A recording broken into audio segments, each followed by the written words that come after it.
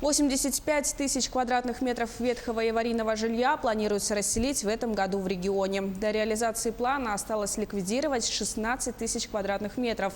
Заключены контракты на 3 миллиарда рублей, и их распределили по тем районам, которые не справились, то есть не были готовы к участию в аукционах. Об этом сообщили сегодня на совещании по реализации программы переселения под председательством главы республики.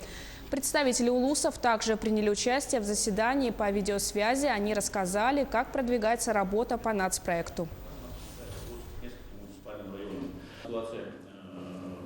Работа двигается в целом удовлетворительно. На 3 миллиарда у нас контракты уже заключены. Сейчас на стадии объявления и подписания еще контрактов порядка на 1,5 миллиарда. Вместе с тем хочу отметить, что по некоторым районам у нас, коллеги, ситуация не очень хорошая.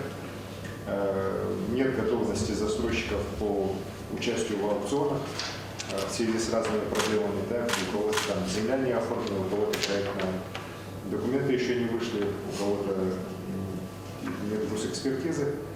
Вот.